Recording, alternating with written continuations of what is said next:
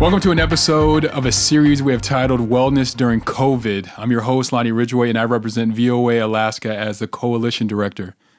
The goal of this series, Wellness During COVID, is to prevent adverse mental health impacts of the COVID-19 pandemic, including substance misuse and social isolation, by facilitating community connection and applying some healthy habits and strategies. Through these messages, you will hear from trusted champions and community members. And today I am meeting with Miss Britt'Nee Brower. Brittany, how are you? I'm doing good. How are you? Pretty good. Where are you from? I am born and raised from Kivliqtaruq, or formerly known as Barrow, Alaska. Did it change? It did. How long ago? A few years ago, maybe 4. Really? I think I actually did know that, and I just completely spaced it. And for those people who may be listening that don't know where Barrow is, where's it located at? It's the northernmost city of Alaska, so way top. I have a Barrow story. When I was I think I was in high school, and we played basketball there. And they don't tell you when you get on the airplane that you have to walk like that length to the airport. And so when we got on the plane here from Anchorage, traveling to Barrow, I just had a sweatshirt on, and I was like, oh, I'll be good because you're going to just go from the airplane and walk out into the airport. But that's not the case because they parked the plane so far back, and it was in January. And that's so, my sleeves were literally like frozen at my sides walking there. But how long did you live there?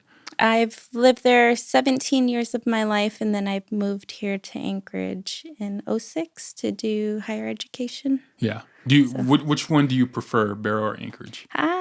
Everyone comes to Anchorage. Yeah. So it's nice to go home for events and see family, but majority of the time they come to Anchorage for shopping and basketball. Basketball's huge. When you moved here from Barrow, have you ever been here before, or was it like the first time you were?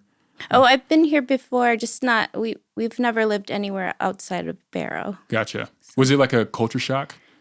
Yes, it was. When I moved here, it was completely different. I had to learn how to drive to and from home with all the lights and traffic lights and traffic, and complete 360 from our, everything's 2 minutes away in Barrow or at Caltech. Are there any traffic lights in Barrow? One. There's one. One at the elementary school, but I don't think anyone uses it. How many people? I want to say the population's about 5,000. It might be more now. Yeah. Does it fluctuate like in the wintertime or in the summertime like some fishing towns do? I'm not that I know of, no. No. It's been pretty solid with about 5,000. And I'm so always curious. Another question, when it comes to like the work that's in Barrow, what's the majority of the work that's there that keeps people there? Like, for example, like Seward's fishing or the tourism industry during the summertime. Is there anything like that in Barrow? There's some tourism, but a lot of them are like our native corporation, Arctic Slope Regional Corporation. So it's based in Barrow, but we do have other locations outside here. There's an office here in Anchorage also. What is the biggest, it's so funny, what's the biggest myths that you heard about Barrow? That like you come to Anchorage and you're like, you believe what? Is there anything like that? Oh gosh, maybe people thinking we ride polar bears to school. Yeah. Or, Do even people in Anchorage like or like Alaska think that? No, really? Or outside of Alaska mostly, but you don't live in an igloo. Just things like that. When it comes to, serious question. When it comes to polar bears, is it near or anywhere like in the city limits? You see them that close, or is it? So lately, when we grew up, it's usually out in the Point, which is a little further outside of town. But when I went home this past February, there's more and more bears coming into town. Like polar bears? Yeah, into town now. I don't know if it was just because they're starving or more food. Is it as many as you would see here in Anchorage regarding moose? Is it like polar bears just randomly like that? No, not as often. I'm so freaked out by but even the still, thought it's of pretty running. rare. Yeah. Oh, so it is rare. It is rare, but lately it's been more common, which is not normal. One more to polar come bear into question. town. Are there like any accidents or anything like that where people are getting mauled? Does that happen? I believe I haven't heard of any close calls other than just stories from some of the whalers once they set camp out on the ice. Mm-hmm. They'll come once they cut up once they cut up the whale, they'll start coming into town. So Yeah. usually they're pretty good about watching out for them around that time frame. But yeah, every now and then it's always a close call. Yeah. So. I know. I wish I would have. So now, as I'm a little bit older, like I really take pride in like going places and have interest in like actually learning about the places that I go to. And I wish I would have had that there because that was a very unique place. We actually didn't leave the high school one time while we were there, staying there for the trip. So first of all, how are you doing with the whole COVID thing, the pandemic? It's been interesting. We've had to make a lot of adjustments, but I think we're finally settling in and getting used to this new routine. Yeah, Not traveling or I know. not seeing family as often, and Yeah. it's been tough. It's been kind of tough, but luckily there's the internet and That helps. Zoom and FaceTime. Do you stay in contact with your family that's in Barrow? I do. Lately, they've been coming here for shopping again. Mm-hmm. We only have so many stores in Barrow. We have one main AC that they usually get their groceries from, but still, majority of the shopping's done here in Anchorage and shipped back home. Right. It's cheaper. Has there been any outbreaks or has like COVID reached that area in Barrow? Is it people suffering from it? So it has. I know when the pandemic first hit, we had, there's only so much you can declare with rumors, but it has hit Barrow. It's been scary, just the thought of, it's a smaller town and all the rural communities are a lot smaller. So the first thing we think of are our elders Mm-hmm. and their knowledge and our language that they, speak fluently. Yeah.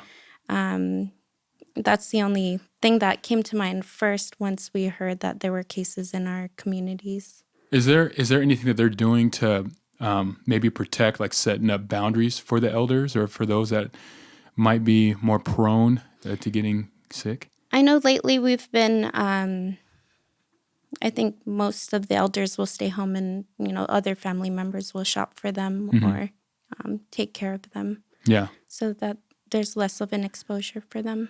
That is one thing I've always appreciated about the Alaska Native culture is the importance and the respect that they have for the elders. And it just seems like, nowadays honor is just not that big of a thing at all. And so many people are so dishonorable to people, and especially, our elders. But I really respect that. When it comes to like culture, how has your culture helped you through this time? Oh gosh, it's been really, really helpful. Once you look at like the hierarchy of needs, say you get laid off, and you gotta think of yourself last, because it's you need your basic needs, your safety, your shelter, and then once you gain that, then you can think about your psychological, your emotional, mental, and then you think of yourself. Once I got to the self level, I was able to use a lot of my cultural artwork and beading and sewing to kind of help ease, COVID stress or Yeah. just something to calm your mind and kind of keep your mind occupied also. Have you always done that? Art, like the artwork and all that? Not until around 2016. Mm-hmm. So I took a long break. I was always told art can't pay the bills. Yeah. And so I've always pushed that aside and set other priorities and other going in different career paths. But it always came back. So art snuck up back in 2016 during a leadership Anchorage course that I did through Alaska Humanities Forum. And it was funny, we did this quadrant, and there's like your culture, your family life, your like maybe your goals, and then there's the last quadrant, which was your passions. What are you passionate about? What do you like to do? And I looked at that quadrant, and I've always neglected that one. So I decided to change things up and focus on some of my passions and kind of bring those back. So I started doing a art challenge, 100-day art challenge, and kind of got back into art that way. Would you do the first 100-day art challenge? Like, was it one specific type of art that you were doing, whether it was beading or like painting, or were you just mixing it up? I kind of mixed it up, mostly drawing, and later came beading and sewing. But I started out with drawing and painting. Yeah. And then it went from that to a book. So we did a language preservation coloring book with the drawings that I did.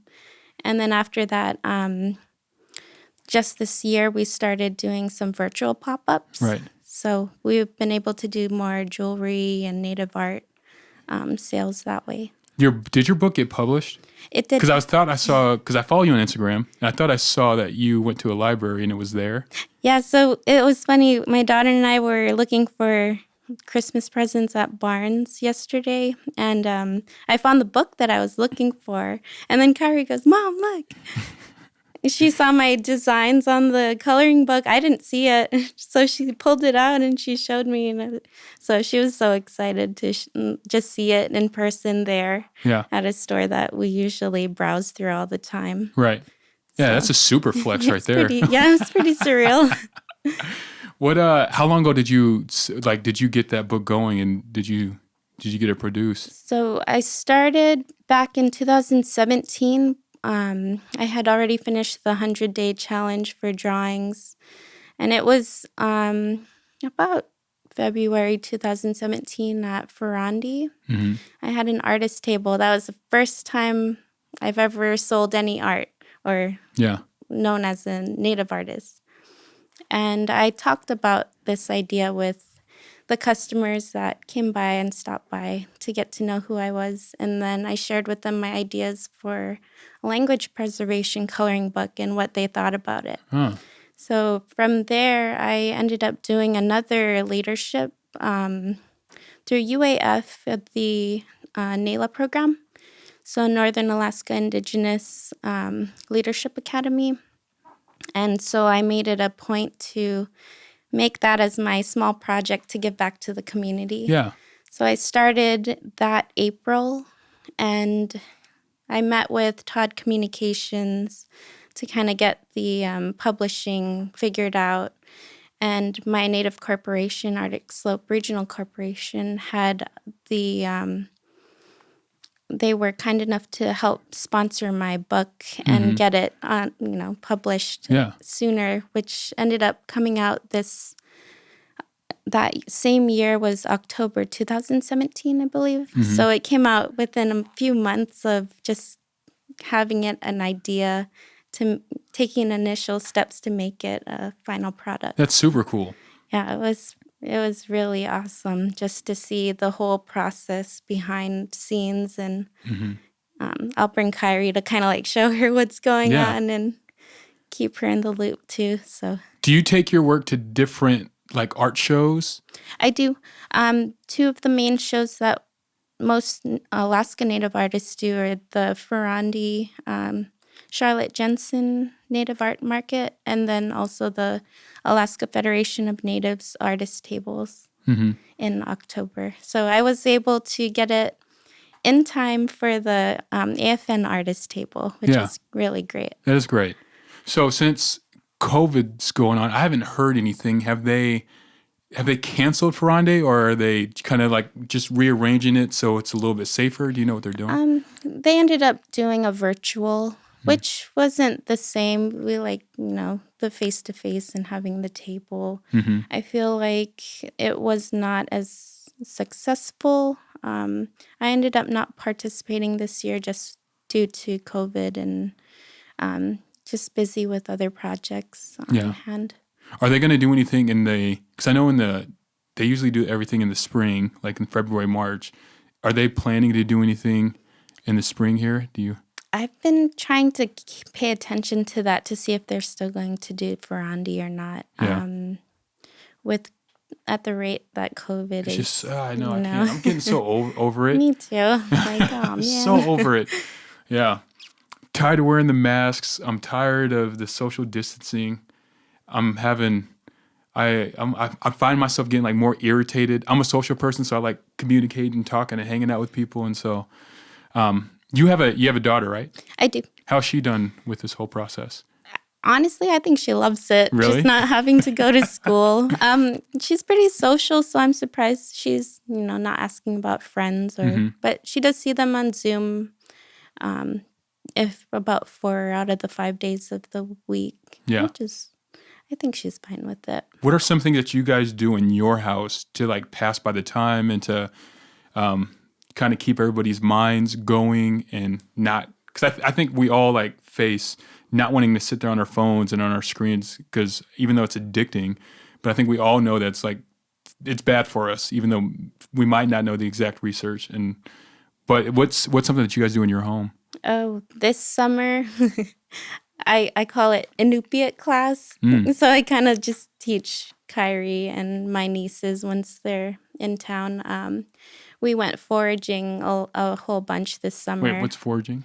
So we were just like picking plants and berries. And so I introduced them to like spruce tips and stinging nettle. And we were picking fireweed, berries, and making teas out of all kind of stuff. Do they enjoy that? Oh, yeah. So now every time we, pass on the side of the road, you're like, Mom, look. Yeah. Like she'll notice the plants that we're starting to pick. So it's nice that's to cool. see. I wish I knew like, if I'm lost in the middle of nowhere, I have no idea what to eat.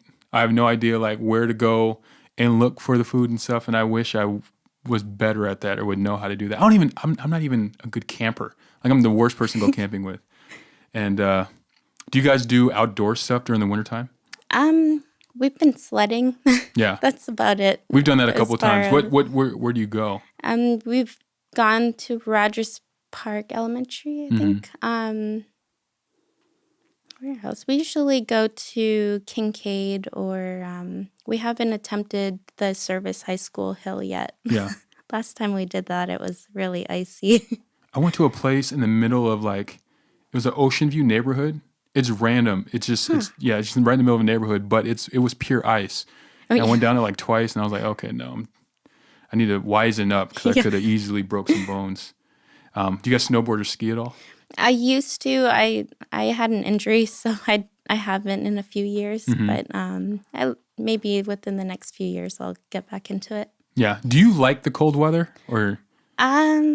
I prefer the summers. I don't mind the cold though. Once we get outside and play, we kind of get used to the cold. So yeah, as long as we dress warm. Nice.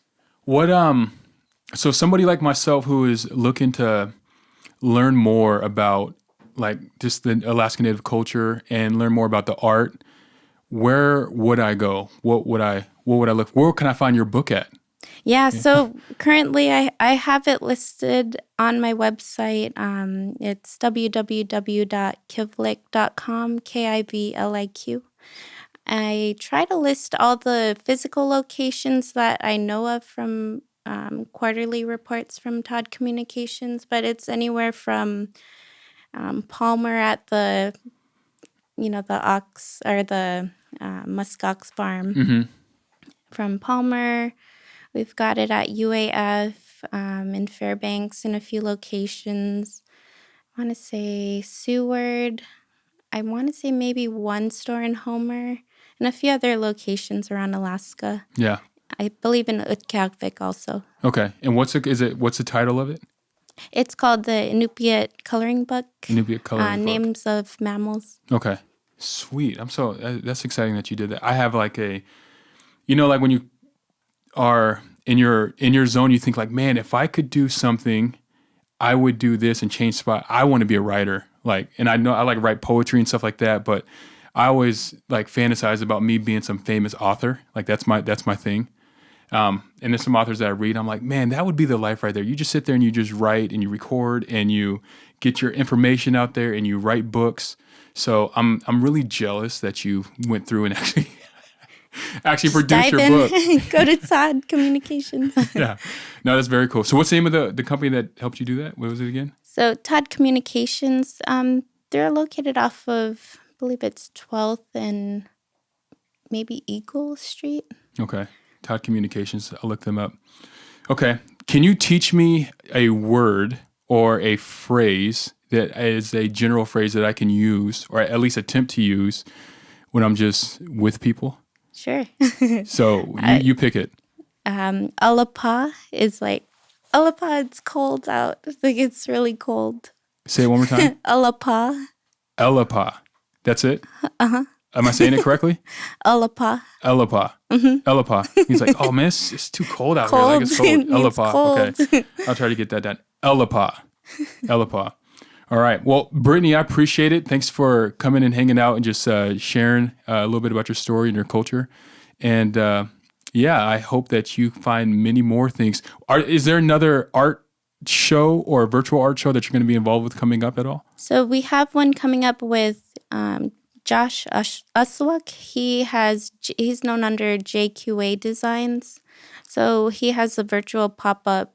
We usually try every month or every other month, depending on our schedules. But we'll have one coming up in December 7th. Now, is it like a Zoom or what? How? So we usually have about maybe 5 or 6 other Native artists or local artists that will post on his website, and we'll kind of categorize from there and sell all together at one time frame. Okay. I actually did these during my my Native art class at UAA. I consider him my mentor and teacher. Alvin Amison has taught us how to do some wood carving. So I took my spin on a snowy owl and a woman mask, both out of cottonwood, and completed them within a few months, maybe 1 or 2 semesters. But I was a part of the dance group, and we wanted a woman mask. So that was the thought on this one. We were going to dance it and do a song with it. And once I finished the snowy owl, we were planning on coming up with a song and a dance for this one as well. Mm-hmm. So, how many hours of work goes into making those? Oh gosh, I think I still need to carve some pieces out. It's so thick, but it took, oh gosh, maybe at least 30 plus hours on at least one mask, if not longer. Yeah. But it was nice to have the class there.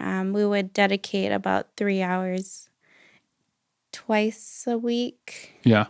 So about 6 hours a week, just starting it out. And you have to come up with the design, the profile and the different views, how you want it to look. And then you just start carving it out. Awesome. So I have another question. Mm-hmm.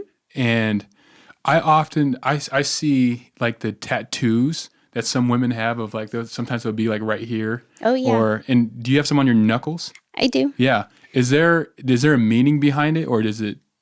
So there are meanings behind our traditional tattoos. For the ones that are on my hands, it's to represent Sedna, the sea goddess. There's a story where she gets her fingers cut off, and they turn into the sea mammals, the whales and walrus and all the animals of the sea. Yeah. And when I received my markings, I had walrus tusks placed in my middle. So I wanted to do past, present, and future. In my present mind, I had walrus on my mind. Mm-hmm. So I wanted to pay my respects before I start using any sea mammal parts for my artwork. Yeah. So in my future pieces, I would like to do some skin stretching over some of my painted canvases. So it'd be more three-dimensional. So explain skin stretching, because I think Yeah. my mind just went way Yeah, off. so I actually learned how from Mabel Smith, and she taught how to do skin stretched masks. So we would soak the skin, and then she would use some sort of face to kind of punch holes around to sew through. So once the skin is, able to stretch, we would hand sew it around, and then it'll retain the shape of the mask. Yeah. And then what I had envisioned, I actually had a dream about this. It was probably the size of this table, and then it would be like a huge walrus mouth, but it was all out of skin. So that's my big project. I had told Alvin I was going to start working on it this year. So Yeah. now I have to hold myself accountable to try to You have to at least start. achieve. Yeah. So try to achieve it. So I think I'm going to figure out how to carve with some styrofoam just to get the size. And then I know they sell some of the skins that I need over at Alaska Fur Exchange. So I think I'll look into that and kind of invest some time Yeah. to try to figure out how to do that. Maybe in the summertime might be better. I'm trying to think, how am I going to soak this? Maybe like a kid pool or I know, right? outside. So I'll figure that part out later. But I have a vision of these huge pieces that I'd like to attempt this year. Yeah. Very cool. And the garment that you're wearing, what's it called? So we call them atikis or atikliks. It's kind of like a pullover jacket.